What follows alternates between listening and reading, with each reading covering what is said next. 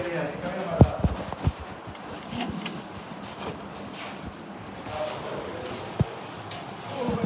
¿Qué avanzaron con el autor durante la semana?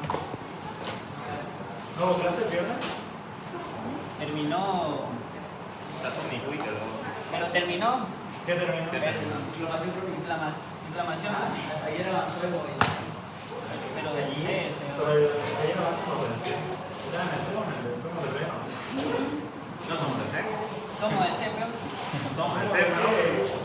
Somos Ah, del clase. Somos del B. No era B3. No era No me C. confundo. Somos del B1. No quieren Hay más oyente que tiene. Creo que sí voy a revisar la letra. Es que no te anotan la ley. Somos 24, 25, no, más son 25, 28, que son del B1. ¿Quién de aquí no es del B1? El activo. Sí, bueno, no lo vi también. Ah, Voy a darme cuenta. ¿Ok? Bueno, este tema de inflamación, clave.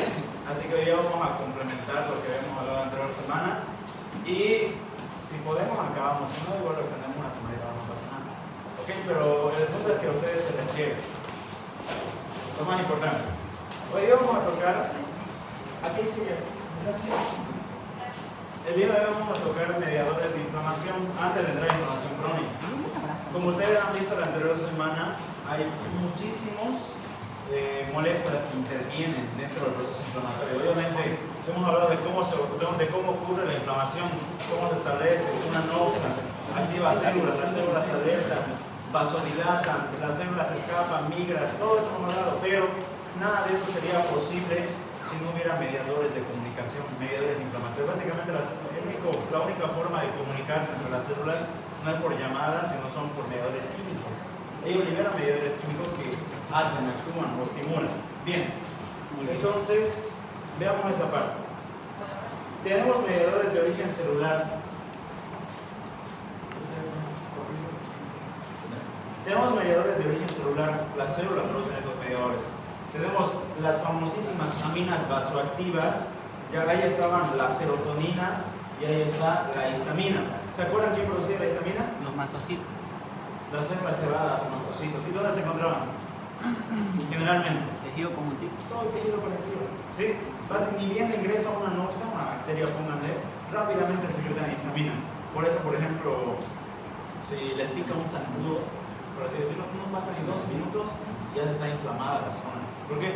Vasodilatación principalmente, ¿sí? Derivados de histamina, que es una de las aminas vasoactivas más importantes dentro del proceso inflamatorio, producida por mastocitos. Bien, pero también otra amina vasoactiva de importancia es la serotonina. ¿Dónde se produce serotonina?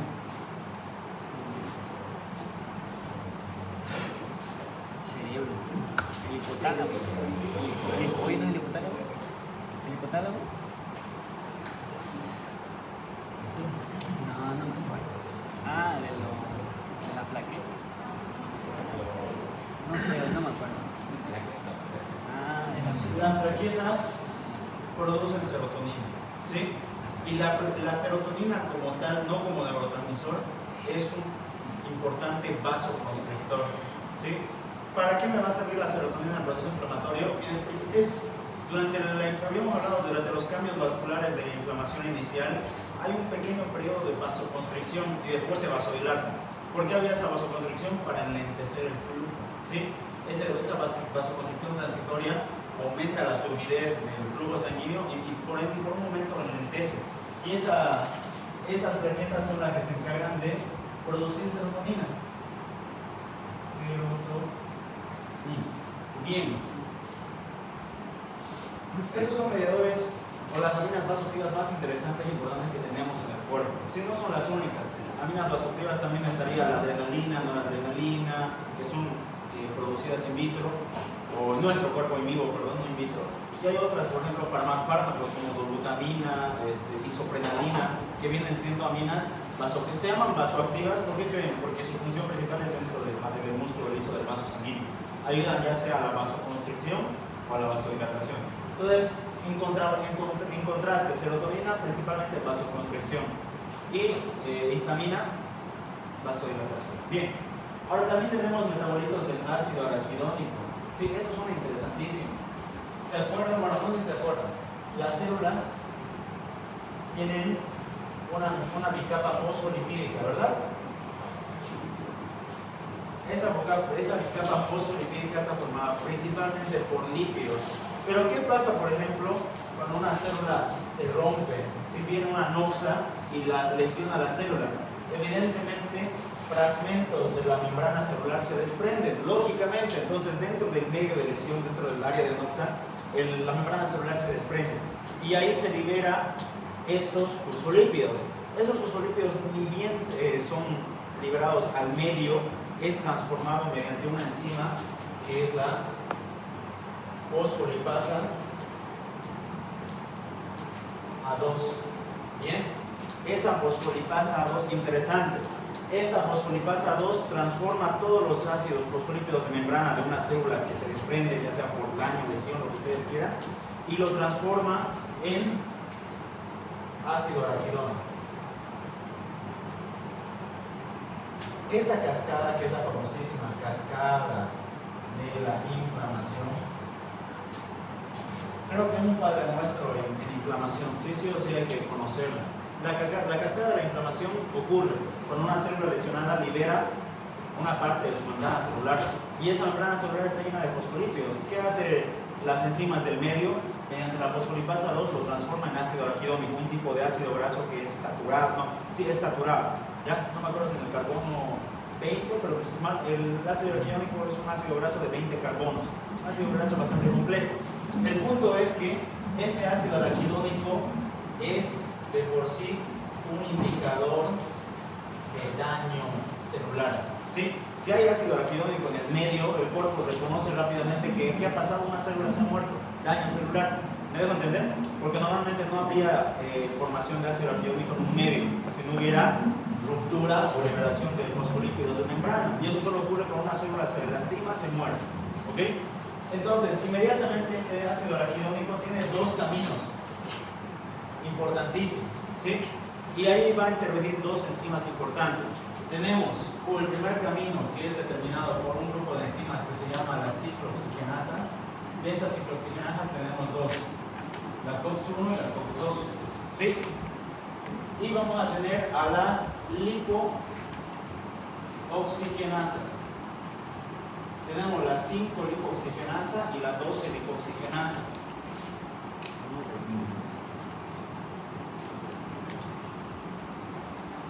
Básicamente, ¿qué van a hacer estas dos enzimas? Van a transformar los lípidos de ácido araquidónico en mediadores inflamatorios. Y esto es facilísimo de memorizar.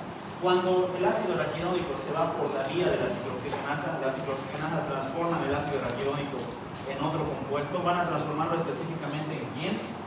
En prostaglandinas, ¿sí? De las prostaglandinas hay varias, están las prostaglandinas de la familia B2, las prostaglandinas de la familia H2, pero hay dos que son bien interesantes, que es la PGI2, o también denominada prostaciclina, y también tenemos la TXA2, que es conocido como el tromboxano. ¿Ok? Mediadores inflamatorios. Se liberan prostaglandinas, principalmente prostaciclina. La prostaciclina es normalmente lo produce el endotelio y es un vasodilatador. Y eso es importante, vasodilata. Entonces, lógicamente apoya la respuesta de las aminas vasoactivas como histamina. No solamente la histamina hace todo el trabajo, eso que quede claro. El vaso se va a dilatar, pero no solo por histamina. Fíjense que la prostaciclina viene siendo un interesante vasodilatador. ¿Ya? Y impide lo que se llama la agregación antiagregante. Evita la agregación plaquetaria, ¿sí? Evita la formación de coágulos o de tapones plaquetarios, porque lo que quiere es vasodilatarse en procesos inflamatorios. Y el tromboxano A2, que es un componente principalmente de las plaquetas, cuando ocurre este proceso de la ciclooxigenasa, se libera tromboxano A2 y este de acá es un potente vasoconstrictor y también es un interesante agregante plaquetario. ¿Qué significa el agregamiento plaquetario? Cuando las plaquetas se agregan, no se agregan por WhatsApp, ¿no? Se agregan significa que se van juntando unas con otras. ¿Para qué? Para formar un tapón plaquetario. Y este tapón plaquetario principalmente es útil en los procesos de coagulación. ¿Sí? Cuando hay coagulación, una lesión del vaso sanguíneo, rápidamente se activan las plaquetas, liberan tromboxano y llaman a las demás plaquetas. Todas se agrupan y tapan el vaso sanguíneo lesionado. ¿Sí? Pero para que sepan, de este metabolismo del ácido araquidónico sale la vía de la ciclooxigenasa, importantísimo para lo que es proceso inflamatorio. Ahora, de la vía de la lipoxigenasa, de esta vía, gracias a la 5-lipoxigenasa, se van a formar los famosos leucotrienos, los LT. ¿Qué pasó?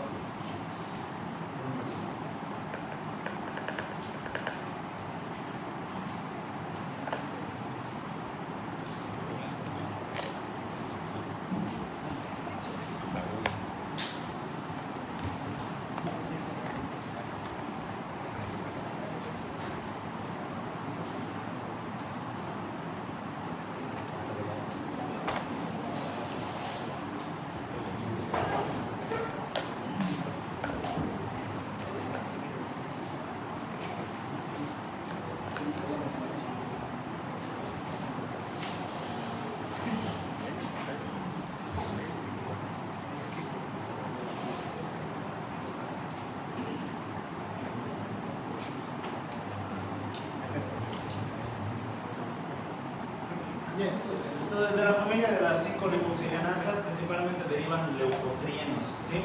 Leucotrienos. Y de la familia de las 12-lipoxigenasas se forman lipoxinas. ¿Sí? Tienen su nombre, ya lipoxina B2, lipoxina tal.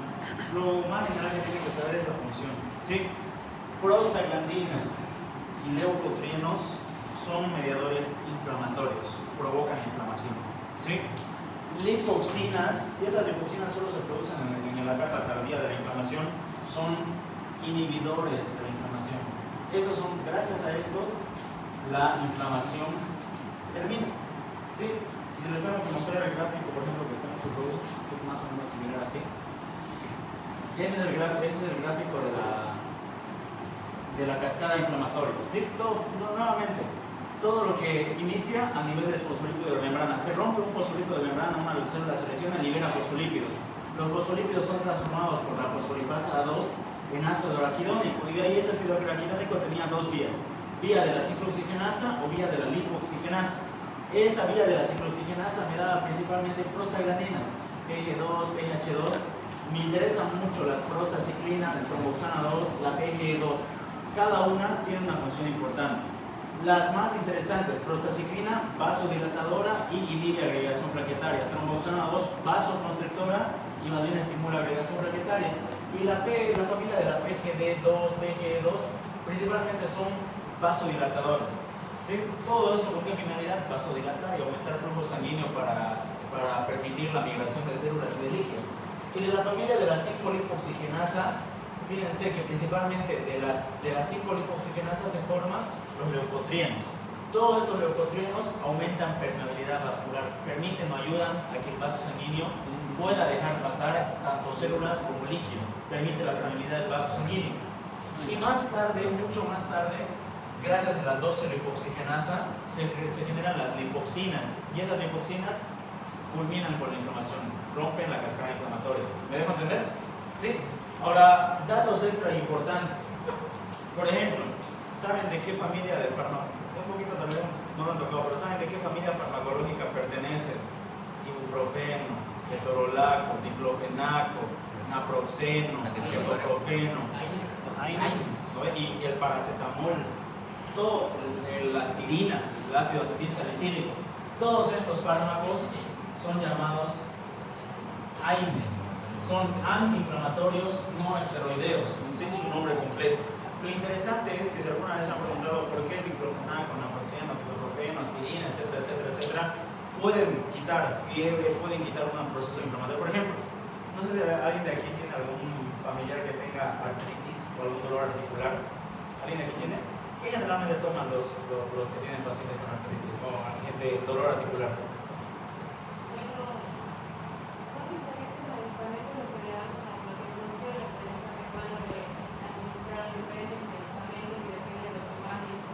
¿verdad? ¿Cuál es más o menos? El más simple, ¿no? ¿Cómo? El más simple es el nombre comercial. Claro, nombre comercial, pero ¿cuál sería su composición? No sé, ya. Por ejemplo, otro ejemplo más fácil.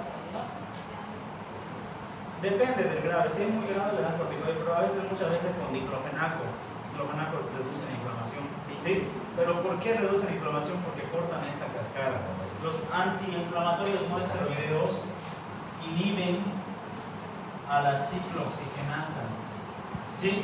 Si no hay ciclooxigenasa, no puede completar el ciclo inflamatorio para generar prostaglandina. Se corta la inflamación. Gracias a ese mecanismo es que el ibuprofeno quita fiebre. ¿Por qué quita fiebre? ¿Quién producía la fiebre? Interleucina 1 y también la prostaglandina E2, ¿sí? La PGE2. Entonces, como el aire corta la cascada inflamatoria, no se produce PGE2, ¿ok? Por ende, no va a haber fiebre o disminuye la fiebre. El dolor, todo lo que es relacionado al proceso inflamatorio, gracias a los aires, es cortado. ¿Por qué? Porque inhibe ciclooxigenasa. Ahora han escuchado de los fármacos, por ejemplo, como los corticoides. Los corticoides, por ejemplo, metadina, dexametasona, betametasona, todos los zona, todos esos son los AIES. Antiinflamatorios esteroideos, de origen esteroideo, ahí está betametasona, dexametasona. Todos estos AIES vienen, inhiben a nivel de la fosfolipasa A2, básicamente cortan la cascada inflamatoria desde raíz. Por eso, generalmente los corticoides son más fuertes para disminuir un proceso inflamatorio, tanto febril como inflamatorio. ¿Por qué? Porque corta la cascada de raíz. Entonces son dos fármacos que normalmente utilizamos día a día. Alguna vez hubieran tomado un AINE, sí o sí. Si no, bueno, qué suerte de usted. Pero estoy seguro que alguna vez hubieran tomado un AINE. O, en el peor de los casos, han consumido un AIE, un corticoide. ¿Sí? ¿Quién ha consumido alguna vez corticoide? ¿En qué caso? Una reacción de anafilaxia. Una reacción de anafilaxia se cierra todo porque hay un proceso inflamatorio súper agudo. Entonces lo que se quiere cortar es rápidamente la inflamación. Corticoide. ¿Sí? Pero no estamos hablando aquí de farmacología. ¿Sí? El punto es que, para que me entiendan, solamente relación clínica o con relación con lo que nos puede interesar, la cascada inflamatoria. ¿Ya? Y estos son mediadores inflamatorios de origen celular.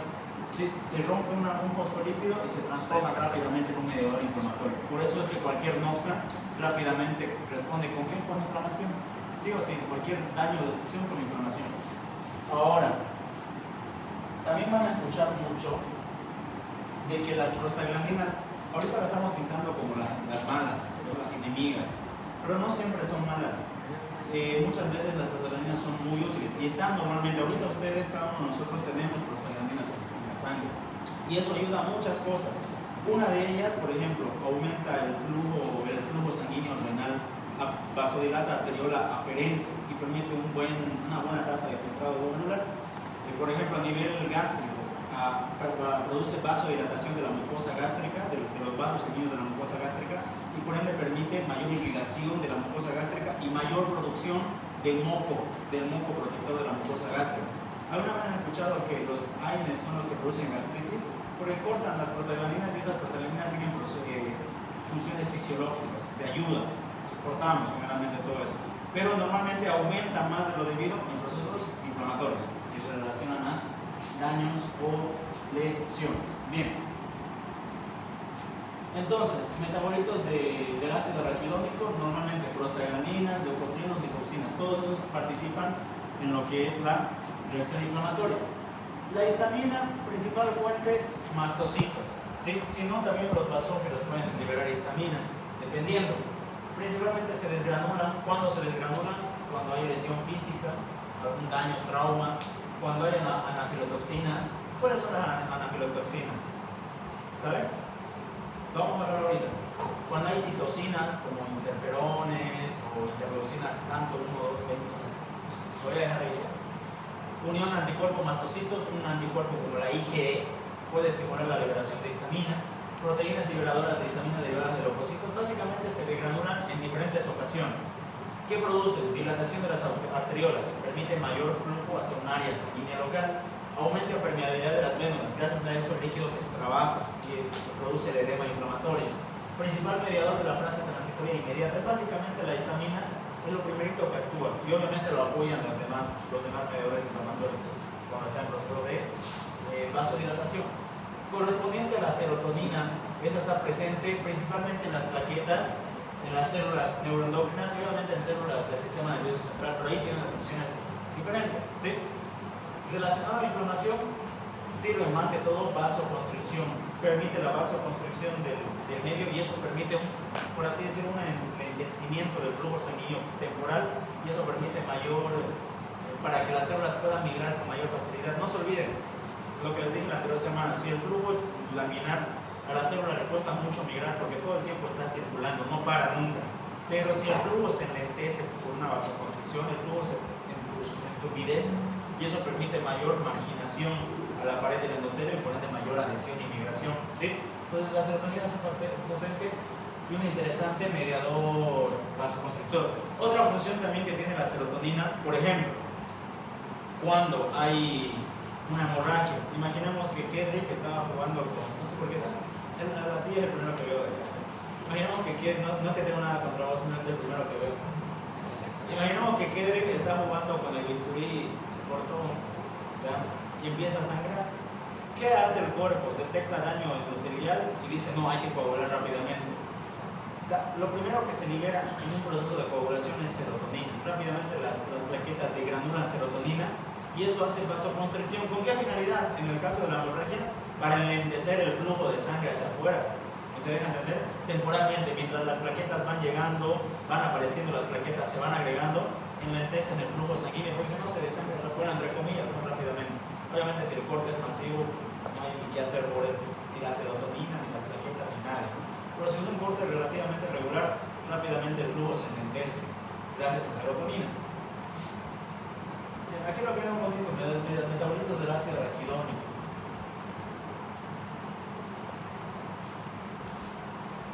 Ahí tenemos algunas prostaglandinas importantes, ¿sí? Lo que me gustaría que no se les olvide la PGE2. PGE2 relacionado con fiebre, ¿ya? Produce fiebre igual, acompañado de la interleucina 1. Son dos pirógenos endógenos importantes. Se conoce pirógeno endógeno porque produce fiebre, básicamente.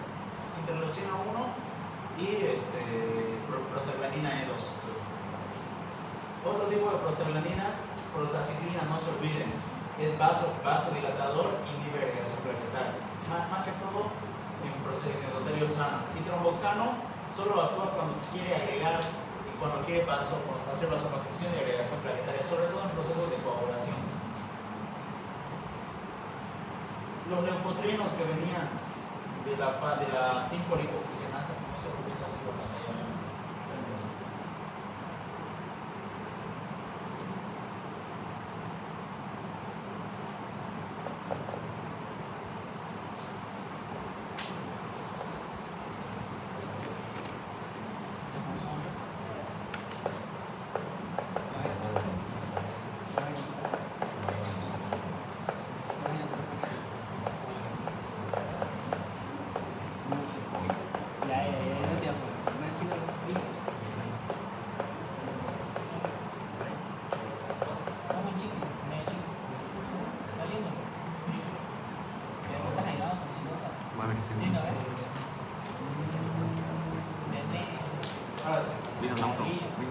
Bueno, entonces los leucotrienos principalmente derivados de la 5-lipoxigenasa tienen funciones vasoconstrictoras, broncoespásticas y también aumentan la mortalidad. Todo básicamente aumentar la retracción inflamatoria de la fase aguda sobre todo. Lipoxinas, las que se producían gracias a la 12-lipoxigenasa, inhibidores de la inflamación, cortan la inflamación. Cuando ya no se requiere más la inflamación. Ahí donde hablábamos, algunos fármacos que inhiben la síntesis de estos mediadores inflamatorios, los inhibidores de la ciclooxigenasa, ahí tenemos específicamente AINES. Inhibidores de la lipoxigenasa, ahorita no se me viene uno, eran los antileucotriénicos, si mal no me acuerdo, montelukasa, firlukasa, esos son inhibidores de leucotrieno. Y luego van a tener farmacología. Los corticosteroides, ahí todos los dexametasona, betamethasona, etcétera. Hidrocortisona. No lo vamos a estudiar No lo vamos a decir a grandes rasgos. El libro lo menciona, pero no lo quiero hacer hincapié en eso. Ahora, de este mismo ácido araquidónico, muchas veces se va por una vía alterna, gracias a la PAF, ¿sí? Que es el factor activador de plaquetas, que lo tienen las plaquetas obviamente. Básicamente, lo que permite es la agregación plaquetaria, la vasoconstricción y la broncoconstricción, ¿sí? Bien. Dentro de los mediadores inflamatorios, y estos serían mediadores inflamatorios tal vez no sintetizados, sino se producen más que todo por procesos patológicos. Las especies reactivas de oxígeno, cualquier especie reactiva de oxígeno puede llegar a producir un proceso inflamatorio, ¿sí? Generalmente los neutrófilos utilizan eso para destrozar al agente invasor, una bacteria, un hongo. Agarran todas las especies reactivas y es como que le bombardean. Y en el mejor de los casos, esa anoxia se muere, ¿sí? Son especies reactivas. ¿Cuáles eran las especies reactivas de oxígeno? ¿Se acuerdan? ¿Cuáles eran? Superóxido, peróxido de hidrógeno y hidroxilo. Es una pregunta típica del doctor Sangüesa. De esos tres, ¿cuál es el más peligroso? ¿Qué dicen ustedes? Hay tres especies reactivas de oxígeno importantes: superóxido, el hidroxilo y el peróxido de hidrógeno, sí, que se producen normalmente. De esos tres, uno de ellos es altamente reactivo, por ende más peligroso. Peróxido. ¿Qué dicen? A ver, levanten la mano los que dicen peróxido de hidrógeno. Levanten sin miedo. Quiero que levanten por lo menos algo. Levanten la mano los que dicen que el superóxido es el más peligroso. Levanten la mano los que dicen que el hidroxilo es el más peligroso. Ya. Los que dijeron hidroxilo están en lo correcto, ¿sí? Y el hidroxilo es la especie reactiva de oxígeno más peligrosa y altamente reactiva. Es una pregunta típica. Y es una pregunta típica de examen del doctor Sangüesa, el oxidrilo.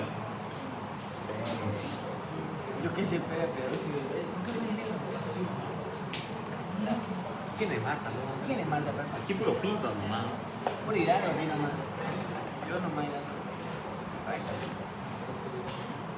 Básicamente, cuando hay especies reactivas libres en el medio, aumentan la producción de quimiosinas, factores que atraen a las células, aumentan las endocinas, que son los que inician las inflamaciones, aumentan las moléculas de adherencia leucocitaria a nivel del endotelio para que migren las células leucocitarias, y todo eso que aumenta la respuesta inflamatoria. Cuando hay presencia de eros en un medio, la inflamación aumenta, ¿sí? El óxido nítrico es parte de un mediador inflamatorio, pero generalmente es el más importante de los vasodilatadores. No se olviden eso. El óxido nítrico es liberado principalmente en el endotelio sano y permite una vasodilatación. Hay tres tipos de endotelio: el endotelial, el neuronal y el inclusivo. Interesante esto, y esto nunca se les olvide. Un endotelio sano, un endotelio normal, produce no todo el tiempo. ¿Por qué? Porque lo que quiere evitar es una agregación plaquetaria, una adhesión leucocitaria. Entonces, está vasodilatado, hay buen flujo sanguíneo. Cuando generalmente un paciente que va pasando los años, hay lesión endotelial, generalmente la expresión del no desaparece, ya no hay óxido nítrico, entonces ese vaso no puede vasodilatar, y generalmente gracias a ese mecanismo es que inician los procesos de hipertensión arterial. La hipertensión arterial, ¿qué es? Cuando la presión alta en un vaso sanguíneo, y el cuerpo normalmente puede vasodilatar, vasoconstricir para aumentar o disminuir la presión, pero cuando se pierden los mecanismos regulatorios, el cuerpo ya no puede vasodilatar más, lo único que hace es vasoconstricción. Eso es la hipertensión arterial, cuando un vaso sanguíneo está tan endurecido, está lesionado, que no tiene capacidad de vasodilatar. Generalmente es porque no produce ya no. El no es un potente vasodilatador, regula el flujo sanguíneo en todo el cuerpo básicamente. ¿Okay? Dentro de la inflamación, ¿qué contribuye el no? A la reacción vascular. Reduce adherencia y agregación plaquetaria, inhibe el reclutamiento de leucocitos. Básicamente, mientras esté vasodilatado, o gracias a no, las células no se pueden adherir fácilmente y tampoco pueden extravasarse ni migrar, ¿sí? Ahora, de las citocinas y quimiosinas más importantes, no las vamos a asustar, pero tenemos el TNF, el factor de necrosis tumoral, y la interleucina 1, que son los más importantes, porque son los que activaban todo el proceso inflamatorio vascular, a nivel vascular. Generalmente se estimulan por presencia de endotoxinas, productos microbianos y monocomplejos. Cuando hay alguno de estos, aparecen el factor de necrosis tumoral. Ese factor de necrosis tumoral, ¿qué hacía? ¿Se acuerdan? Una de las funciones, tiene muchas funciones, chicos, pero una de ellas es que permitía la aparición de moléculas de adhesión leucocitaria a nivel del endotelio, la selectina P o la selectina L, gracias a que lo expresa más en superficie. Bien, entonces dentro de lo que es de las funciones principales de la TNF y la L1, tienen efectos tanto locales como sistémicos. Locales, ¿por qué? Aumentan lo que nos interesa, expresión de moléculas de adherencia leucocitaria. Gracias a estos es que en el endotelio aparecen más selectinas P y L, y es que el leucocito se puede agarrar para migrar, si no, no se agarraría, no migraría. Tiene actividad procoagulante y menor actividad anticoagulante. A nivel de los leucocitos, activa leucocitos, produce citocinas inflamatorias. A nivel de los fibroblastos, prolifera la síntesis de colágeno, o eso ayuda al proceso de reparación. Y los efectos sistémicos, produce fiebre, leucocitosis, proteínas de fase aguda, disminuye el apetito, aumenta el sueño. Capaz el apetito y el sueño no nos interesa saber más que todo fiebre y leucocitosis. Generalmente cuando hay una infección, que es lo que produce inflamacionista, hay interleucina 1 y factor de necrosis tumoral alto. Y esa interleucina 1 era pirógeno endógeno, estimula fiebre, al igual que la prostaglandina E2. ¿Sí? Estas quimiosinas básicamente son quimiosinas que atraen a leucocitos. Hay varias. Ya no lo vamos a tocar tan a profundidad. Tampoco el doctor lo toca a profundidad, para que más así.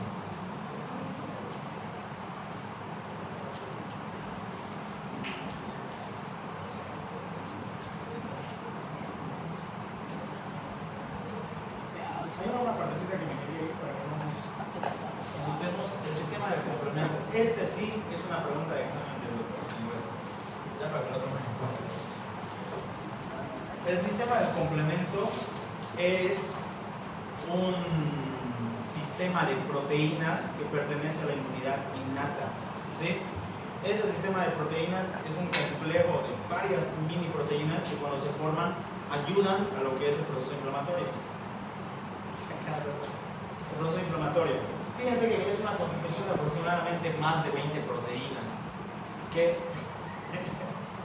Perdón. Ayuda en la inmunidad innata y en la inmunidad adaptativa. Tiene 3 vías de activación, ¿sí? Y eso es pregunta de examen. Activación clásica, activación alternativa y activación por la vía de la lecitina. ¿Sí? Cualquiera de esas 3 activa el complemento. ¿Cómo funciona el complemento? La activación clásica típica inicia con la activación de C1. Estas proteínas del complemento se nombran de C1, C2, C3, C4, C5, C6, C7, C8, C9. ¿Ya?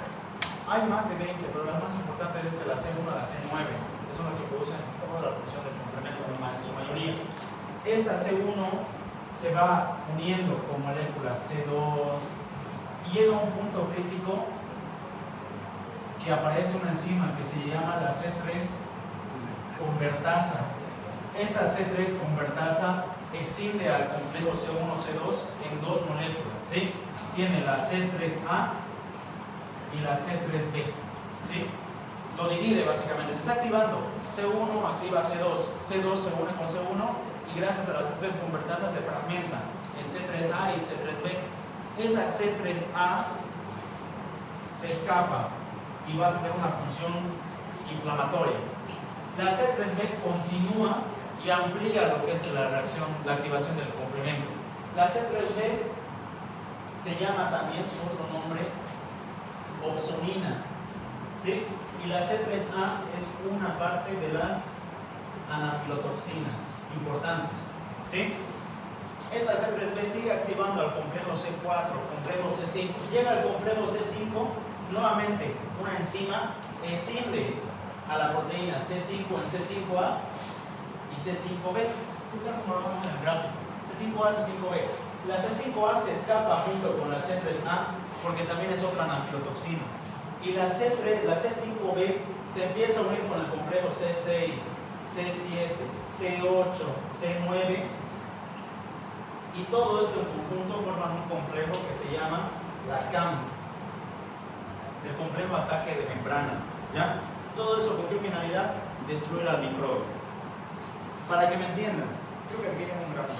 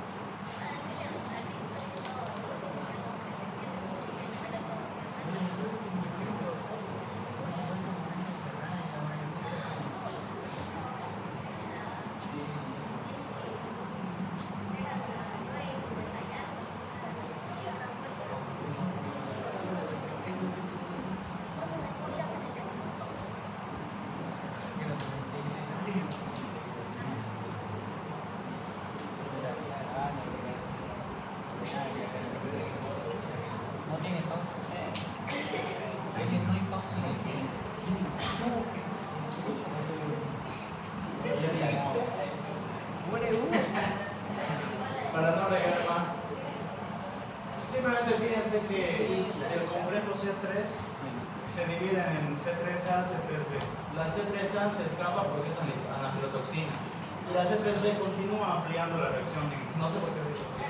Si alguien sabe, me ayuda. Y cuando llega a C5, lo mismo, se cinden en C5A, C5B.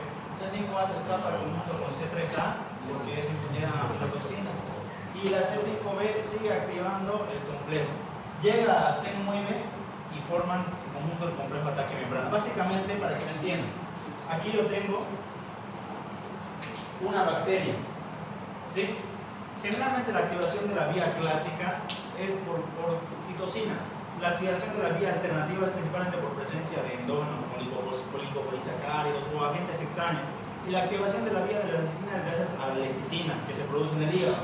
Pero, para que me entiendan, llega una bacteria y se activa C1, dice, escucha, activación del complemento.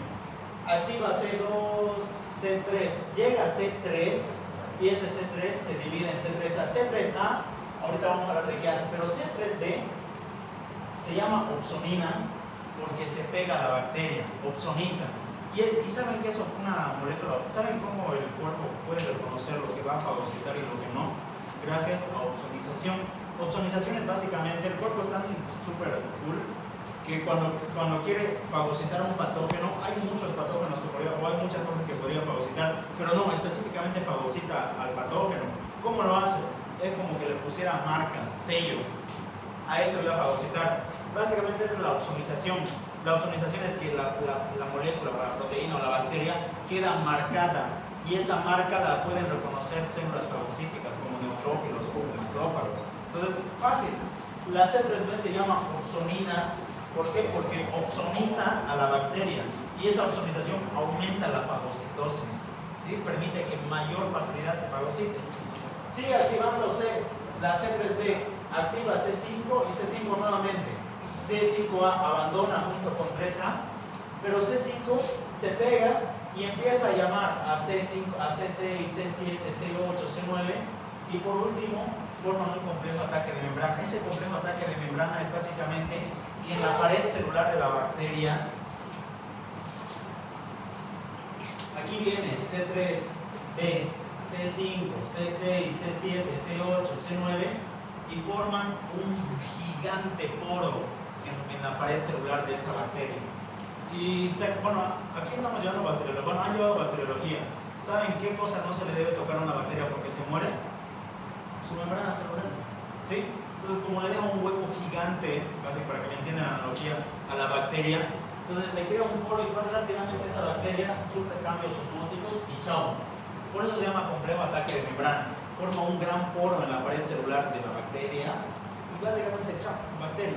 Pero por si no fuera suficiente, si no es suficiente, digamos, las anafilotoxinas producen reacción inflamatoria, ¿sí? Produce reacción inflamatoria. ¿Y qué produce la reacción inflamatoria? Llamar más leucocitos, llamar más neutrófilos y rápidamente llegan células leucocitarias y dicen, ah no, está opsonizada, vengan, la fagocito y la destruyo, por si no fuera suficiente. Este sistema de complemento es una ayuda muy importante dentro del sistema inmunitario, ¿sí? Si bien ataca directamente, si no es suficiente, la deja la célula opsonizada, a la bacteria que quieren fagocitar, y llama a los soldados y dicen, esta es, van y la destruyen, en el mejor de los casos, ¿no? Ahí sería el complejo ataque de membrana, forman un gigante poro dentro de la pared celular de la bacteria se muere, en el mejor de los casos. Si no es suficiente, activan, gracias a C5A, C3A, que son anafilotoxinas, activan cascada inflamatoria, ¿ya? Y eso produce ¿qué? Mayor respuesta inflamatoria y por ende destrucción del microorganismo. Ahora, hay algo interesante, generalmente, y esto lo vamos a ver la siguiente semana, la coagulación y la inflamación, aunque no queramos, tienen cierto punto de relación, ¿sí? Normalmente podemos pensar que la coagulación es un proceso que solo se da cuando hay un daño vascular, y podemos pensar que la inflamación hay con todo lo que hemos hablado, pero generalmente se entrelazan. Es muy común ver, por ejemplo, pacientes que tienen sepsis. La sepsis es, ¿qué es la sepsis? Cuando una bacteria o un microorganismo empieza a circular en sangre, no queremos, y eso produce respuesta inflamatoria. Es tal la respuesta inflamatoria que la sangre se coagula por sí sola. No hay un vaso cortado, no hay una estructura rota, pero la sangre se empieza a coagular. Sí, entonces hay punto de conexión entre la cascada inflamatoria y la cascada de coagulación. Básicamente, el punto central es gracias al factor 12 de Hagemann. ¿Sí? El factor 12 de Hagemann es un factor de coagulación que se encarga de la coagulación de la vía intrínseca, es el iniciador de la vía intrínseca de coagulación, ¿sí? Ese iniciador de la vía intrínseca también activa a proteínas como calicreína, y esta calicreína se convierte en bradicinina, y la bradicinina es un potente vasodilatador. Entonces hay punto de conexión. Cuando hay una inflamación intensa, cuando hay una respuesta inflamatoria muy intensa, activa el factor 12 de Hagemann, y el factor 12 de Hagemann activa coagulación. Tenía un gráfico, pero si no estamos a media. Pero voy a pasar al grupo, ¿sí? Las cininas. Ese es el punto. Fíjense que el factor 12 de Hagemann transforma la precalicreína en calicreína, y esa calicreína ayuda a formar ¿qué? A que los cininógenos de alto peso molecular se transformen en bradicinina. Y estas bradicininas, ¿qué hacen? Aumentan permeabilidad vascular y vasodilatan. Básicamente la inflamación es un chipadero de proteínas que produce vasodilatación y por ende respuesta inflamatoria. En resumen, eso de aquí es importante, ¿sí? El punto de conexión. Ahora fíjense dónde entran el sistema del complemento, las anafilotoxinas. Entran aquí y también activan la cascada de coagulación anafilotoxina. C3A activa la transformación de plasminógeno en plasmina. ¿Por qué les digo? Que me están mirando con cara raras y yo les entiendo totalmente, ¿sí? Hemos hablado de coagulación y ustedes ni saben cómo se coagula la sangre. Por eso les digo, patología les requiere un poco más de conocimiento extra, porque para entender esto deberíamos poder entender primero coagulación. Coagulación es una sorpresa en fisiología, ¿sí? Que todavía no lo han llevado, por cierto, estoy seguro, pero van a llevar más adelante. Por eso les digo, a veces patología les va a exigir más, entonces tienen que adelantarse un poquito más. Revisen un poco de coagulación. La coagulación tiene dos vías, vía extrínseca y vía intrínseca. La vía intrínseca es gracias al factor 12 de Hagemann, y la vía extrínseca es gracias al factor 3, factor tisular también se llama. La extrínseca se activa cuando hay una ruptura vascular. Básicamente agarro y corto un vaso sanguíneo, eso es ruptura vascular, se activa vía extrínseca. Vía intrínseca se activa aún cuando el vaso esté sanito. Y fíjense por qué, por procesos inflamatorios. ¿Sí? La inflamación puede activar coagulación. Lo que quiero que entiendan para que hablemos de patologías hemodinámicas es que cuando hay un proceso inflamatorio importante, la sangre del paciente se puede coagular. ¿Se acuerdan Les hago una pregunta, aunque no es con respecto a la materia. ¿Se acuerdan o sabían por qué un paciente de COVID fallecía? Evidentemente, cuando llegó la pandemia de COVID, un montón de gente falleció, correcto, pero ¿han entendido alguna o se han preguntado alguna vez por qué exactamente fallecían las personas con COVID? Porque, por ejemplo, a mí me dio COVID, no sé, 2 veces o 3 veces en toda la pandemia. Bueno, en diferentes años, en todo el proceso, ¿no?, que estamos conociendo el COVID, y yo nunca me morí. Y me imagino que a muchos de ustedes les dio COVID también y siguen